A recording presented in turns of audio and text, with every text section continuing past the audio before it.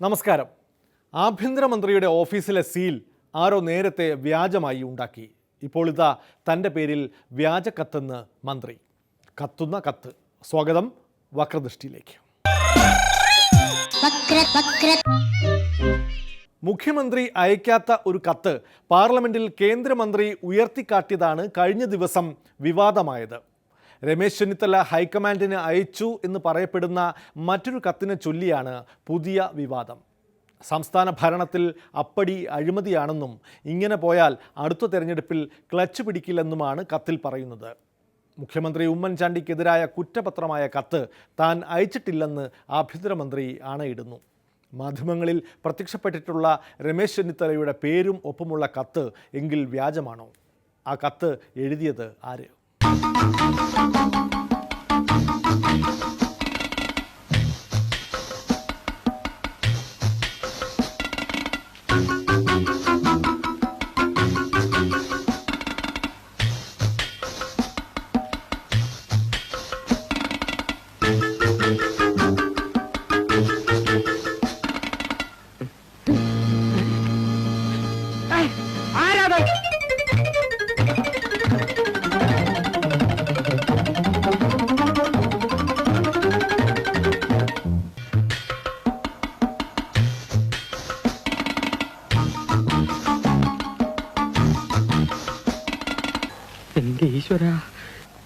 ഇതാരാ എന്റെ വീട്ടിൽ കൊണ്ടിട്ടത്? ഈ കത്താരാ എന്റെ വീട്ടിൽ കൊണ്ടിട്ടെന്ന് എനിക്കറിയണം.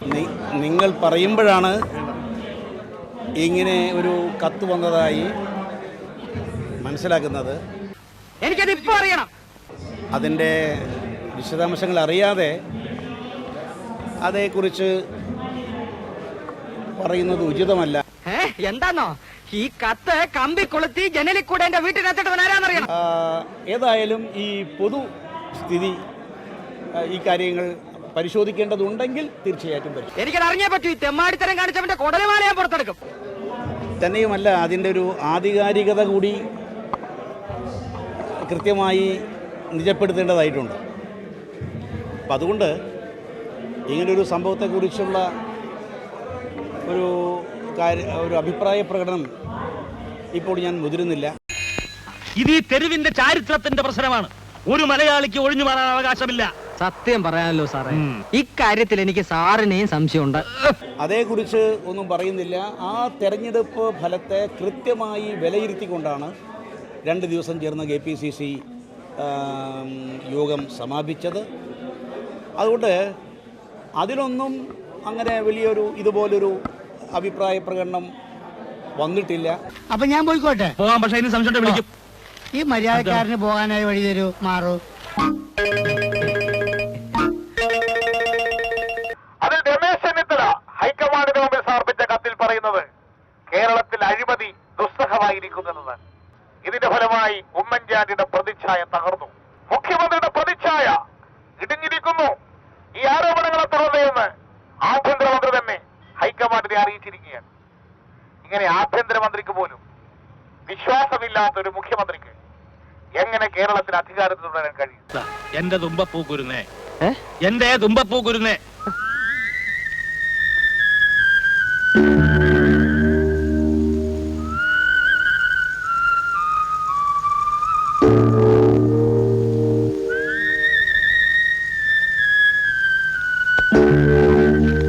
ആ കത്തിൽ പറയുന്ന കാര്യം ഞാൻ പറയട്ടോ. പറയുന്ന കാര്യം എന്താ, ഈ സംഘടനയിൽ ഒക്കെ കോൺഗ്രസ് UDFന് അനുകൂലമായിരുന്നു. അത് മാറി വരുന്നു.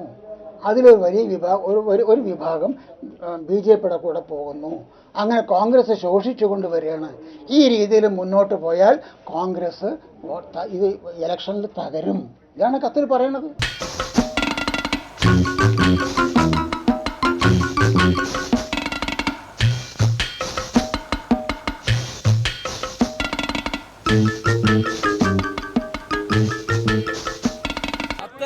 കത്തങ്ങനെ അയച്ചിട്ടില്ല എന്ന് ഞാൻ നിഷേധിച്ചിട്ടുണ്ട്. അത് നേരത്തെ നിങ്ങളെ അറിയിച്ചിട്ടുള്ളതാണ്. അങ്ങനെ കത്ത് എഴുതിയിട്ടില്ല. ശരി, എങ്കിൽ രമേശ് ചെന്നിത്തലയുടേതെന്ന് പറയപ്പെടുന്ന കത്തിലെ ഒപ്പ് മന്ത്രിയുടേത് തന്നെയാണോ എന്നൊരു അന്വേഷണം വക്രദൃഷ്ടി നടത്തുകയാണ്.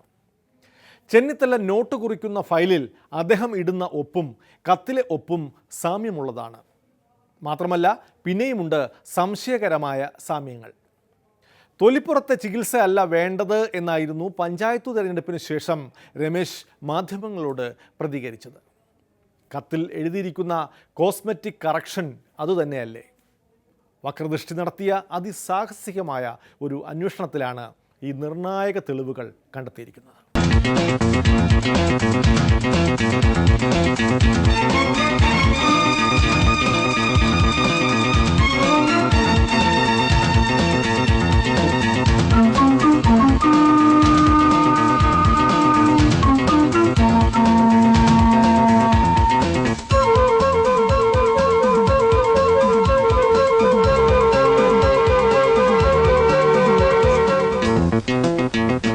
Vikram, you note the distance between two bodies? Dummy to dummy, 4 feet. Dummy to the wall. First dummy. First dummy to the wall, 12.5 feet. Second dummy to the wall, 8 feet. How much is there? Dummy to dummy, 4 feet. First dummy to the wall, 12.5 feet. Second dummy to the wall, 8 feet. Good. Everything ready, Mr. Vikram? Yes, sir. ചികിത്സ ഈ കാര്യത്തിൽ ആവശ്യമാണ്. തൊലിപ്പുറത്തുള്ള ചികിത്സ കൊണ്ട് ഭേദമാകാനാകില്ല എന്നാണ് എൻ്റെ വിലയിരുത്തൽ. Over. Remove the dummies. Okay, sir. CBI തിരുവനന്തപുരത്ത് മാത്രമല്ലടാ, ഡൽഹിയിലുണ്ടാ എനിക്ക് വേണ്ടപ്പെട്ടവര്. ഇറങ്ങി വേടാ. ഈ തെളിവുകൾ വക്രദൃഷ്ടി സംസ്ഥാന പോലീസിനും KPCCക്കും സമർപ്പിക്കുകയാണ്. ഒപ്പ് ഒറിജിനൽ ആണെങ്കിൽ കത്ത് എങ്ങനെ വ്യാജമാകും? സംസ്ഥാനത്തെ ആഭ്യന്തരമന്ത്രിയുടെ പേരിൽ പ്രചരിച്ചത് വ്യാജക്കത്താണെങ്കിൽ കത്ത് പ്രസിദ്ധീകരിച്ച ദേശീയ മാധ്യമത്തിനെതിരെ വ്യാജരേഖ കേസെടുക്കുമോ? വ്യാജരേഖയുടെ ഉറവിടം കണ്ടെത്തുമോ? എന്തായാലും കേരളത്തിലെ കോൺഗ്രസിലെ പ്രശ്നങ്ങളിൽ ഹൈക്കമാൻഡ് ഇടപെടുകയാണ്. മൂവരെയും ഡൽഹിക്ക് വിളിപ്പിച്ചിട്ടുണ്ടെന്നാണ് പുതിയ വാർത്ത. എന്നാൽ ഇത് സാധാരണ ആശയവിനിമയമാണെന്നും ഏതെങ്കിലും അസാധാരണ സാഹചര്യങ്ങളുടെ അടിസ്ഥാനത്തിലല്ല ഡൽഹി യാത്രയെന്നും KPCC പ്രസിഡന്റ് വിശദീകരിക്കുന്നു. സാധാരണ രീതിയിലുള്ള ഒരു ആശയവിനിമയത്തിൻ്റെ ഭാഗം മാത്രമാണ്, അല്ലെങ്കിൽ അസാധാരണമായ ഏതെങ്കിലും ഒരു സാഹചര്യത്തിൻ്റെ അടിസ്ഥാനത്തിലല്ല. 3 പേരും കൂടി ഡൽഹിക്ക് പോകുന്നത് ഒരു കത്തിൻ്റെ അടിസ്ഥാനത്തിലല്ല എന്നാണോ? ഈ യോഗത്തിൽ പങ്കെടുക്കാൻ സൗകര്യപ്രദമായ തീയതി ഞങ്ങൾ കഴിഞ്ഞ 14-ാം തീയതി തന്നെ ധാരണയിലെത്തിയിരുന്നു. ഞങ്ങൾ 3 പേർക്കും സൗകര്യമുള്ളത് 22-നാണെന്ന് അവർ അറിയിച്ചിരുന്നു. അതിൻ്റെ അടിസ്ഥാനത്തിലാണ് 22 തീരുമാനിച്ചത്. അല്ലെങ്കിൽ ഇന്ന് ഏതെങ്കിലും കത്ത് വന്നതിൻ്റെ അടിസ്ഥാനത്തിലല്ല. ഇത് നേരത്തെ തന്നെ എടുത്ത ഒരു തീരുമാനമാണ്. അല്ലാതെ ഇപ്പോൾ നമ്മളിപ്പോൾ ഇന്ന് കത്ത് വന്നതിന് ഇന്നലെ ടിക്കറ്റ് ബുക്ക് ചെയ്യാൻ പറ്റുമല്ലോ. ഞങ്ങൾ കഴിഞ്ഞ 15-ാം തീയതി ഞാൻ കഴിഞ്ഞ 15-ാം തീയതി ഡൽഹിക്ക് ടിക്കറ്റ് ബുക്ക് ചെയ്തിട്ടുണ്ട്. ഇനി 15-ന് മുമ്പ് അയച്ച കത്താണ് എങ്കിലോ?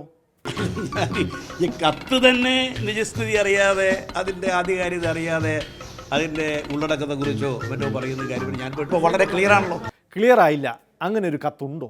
അതിപ്പോൾ കാണാത്ത കത്തിനെ കുറിച്ച് ഇപ്പോൾ എന്താ പറയുന്നത്? കത്തിൻ്റെ പകർപ്പ് വേണമെങ്കിൽ കാട്ടിത്തരാം. മാധ്യമങ്ങളുടെ കൈവശമുണ്ട്.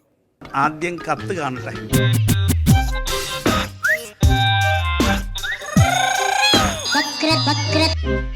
വിട്ടു, വക്രദൃഷ്ടി വിട്ടു. കത്തിനെക്കുറിച്ച് ഇനി KPCC അന്വേഷിക്കട്ടെ. കൊല്ലത്തെ പ്രതിമ അനാച്ഛാദന പരിപാടിയിൽ മുഖ്യമന്ത്രിയെ ക്ഷണിച്ചത് താനല്ല, പ്രതിമാ കമ്മിറ്റിക്കാരാണെന്ന് വെള്ളാപ്പള്ളി പറയുന്നു. പക്ഷെ വരേണ്ടെന്ന് വിളിച്ചു പറഞ്ഞത് താനാണ്. പല കാരണങ്ങളാലും കോൺഗ്രസിനോടുള്ള SNDP അണികൾക്കുള്ള സ്നേഹം അവിടെ പ്രകടമാകും. അതുകൊണ്ടാണ് വരേണ്ടെന്ന് പറഞ്ഞത്. മുഖ്യമന്ത്രിയുടെ അഭിമാനവും സംരക്ഷിക്കാം, പരിപാടിയും ഗംഭീരമാക്കാം. എല്ലാവരും വെറുതെ വെള്ളാപ്പള്ളിയെ സംശയിച്ചു, പ്രധാനമന്ത്രിയെയും തെറ്റിദ്ധരിച്ചു. കേരള മുഖ്യമന്ത്രിയെ തന്നെ വിളിക്കണമെന്നുള്ള താല്പര്യത്തിൽ അദ്ദേഹത്തെ ക്ഷണിച്ചത് ആദ്യം ഞാനല്ല, ജനറൽ കൺവീനറായ സുവർണകുമാറാണ് ക്ഷണിച്ചത്. ഞാൻ ഫോണിൽ പറഞ്ഞു, ശശികുമാറൊക്കെ വന്നിരുന്നല്ലോ, ഒന്ന് ഈ സംഘടന അങ്ങ് വന്ന് അതിൽ നിന്ന് പങ്കെടുത്താൽ കൊള്ളാം എന്ന് പറഞ്ഞു എന്നുള്ളത് സത്യമാണ്. പിന്നീട് ഉണ്ടായ ചില സാഹചര്യങ്ങളിൽ എൻ്റെ മാത്രമല്ല ഞങ്ങളുടെ കൂട്ടായ ആലോചനയുടെ അടിസ്ഥാനത്തിൽ മുഖ്യമന്ത്രി വരണ്ട എന്ന് പറഞ്ഞത് ഞാൻ തന്നെയാണ്. അത് മുഖ്യമന്ത്രിയോടുള്ള അവഗണനയല്ല. അദ്ദേഹത്തെ ഞാൻ വിളിച്ച് പറഞ്ഞപ്പോൾ തന്നെ അദ്ദേഹം എന്നോട് പറഞ്ഞത് വളരെ മാന്യമായിട്ടും എന്നോട് പറഞ്ഞു, വെള്ളാപ്പള്ളിക്ക് യാതൊരു ബുദ്ധിമുട്ടും നിങ്ങളുടെ ഫംഗ്ഷൻ ഉണ്ടാക്കാൻ ഞാൻ ആഗ്രഹിക്കുന്നില്ല, അതെല്ലാം ഭംഗിയായി നടക്കട്ടെ. ശ്രീ ഉമ്മൻചാണ്ടി വളരെ സിൻസിയറായിട്ട് ആത്മാർത്ഥമായിട്ടുമാണ് അതിൽ നിന്നൊഴിഞ്ഞത്. ഞാൻ അദ്ദേഹം ഒഴിയണമെന്ന് പറഞ്ഞതും ആത്മാർത്ഥമായിട്ട്. കാരണം ആ സമ്മേളനം ഭംഗിയായും വൃത്തിയായും അലമ്പില്ലാതെയും നടക്കണമെന്ന് ഞാൻ ആഗ്രഹിച്ചു. സത്യമാണോ ഈ പറയുന്നത്? വളരെ വിഷമം ഉണ്ടാകുമെന്ന് മാത്രമല്ല, പ്രതികരണം ഉണ്ടാകുമെന്നുള്ള വിവരം എനിക്ക് പല കേന്ദ്രങ്ങളിൽ നിന്നും എനിക്ക് മനസ്സിലാക്കാൻ സാധിച്ചത് കൊണ്ടും കൊണ്ടാണ്. അല്ല, വെറുതെ അല്ല ഞാൻ പറഞ്ഞത്, സാധിച്ചതുകൊണ്ടും. അദ്ദേഹത്തിന് അങ്ങനെ ഒരു അവസ്ഥ, ഒരു അപമാനം ഉണ്ടാകാൻ പാടില്ല. കേരളത്തിലെ പ്രഗത്ഭനായ, മിടുക്കനായ, ഭാഗ്യവാനായ ഒരു മുഖ്യമന്ത്രിയാണ് അദ്ദേഹം. എന്തുകൊണ്ട് ഇത് നേരത്തെ പറഞ്ഞില്ല? ഉമ്മൻചാണ്ടിയെ കൊച്ചാക്കാനോ ഞാനൊരാൾ വിചാരിച്ചാൽ കേരളത്തിലൊരു മുഖ്യമന്ത്രിയെ കൊച്ചാക്കാൻ ശ്രമിക്കുന്ന അത്തരം വിവരക്കേട് എനിക്കില്ല. പക്ഷെ അദ്ദേഹത്തിനൊരു അപമാനം ഉണ്ടാകരുത്, സമ്മേളനവും ഭംഗിയായി നടക്കണം എന്ന ഒരൊറ്റ ആഗ്രഹമല്ലാതെ എനിക്ക് വേറൊന്നുമില്ല. ക്ഷമിക്കണം, ഈ സത്യം അറിയാൻ വൈകിയത് കൊണ്ടാണ് എനിക്ക് തെറ്റിദ്ധാരണകൾ ഉണ്ടായത്. മാത്രമല്ല, അദ്ദേഹത്തിന് ഒളിഞ്ഞും തെളിഞ്ഞും കുത്താൻ അകത്ത് തന്നെയാളുണ്ട്. അതെന്നെ ഉദ്ദേശിച്ചാണ്, എന്നെ തന്നെ ഉദ്ദേശിച്ചാണ്, എന്നെ മാത്രം ഉദ്ദേശിച്ചാണ്. അതുകൊണ്ട് പ്ലീസ് അതിലേക്ക് ഒരു ചർച്ച വേണ്ട. ഇതുകൊണ്ട് നമുക്ക് പ്ലീസ് അവസാനിപ്പിച്ച് നമുക്ക് സന്തോഷമായിട്ട് ഇനി ഏതെങ്കിലും കാര്യങ്ങളിൽ വെച്ച് നമുക്ക് കാണാം. ഇനി വിവാദത്തിന് ഞാനില്ല. നന്ദി.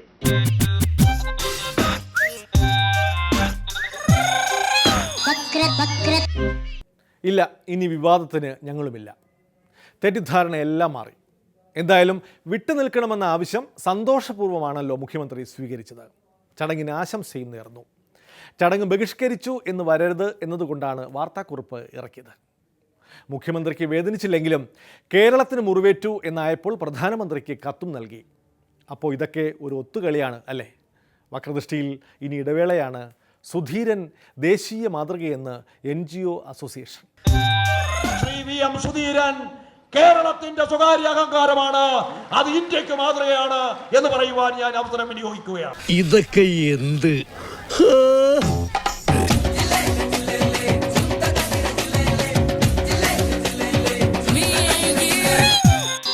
വക്ര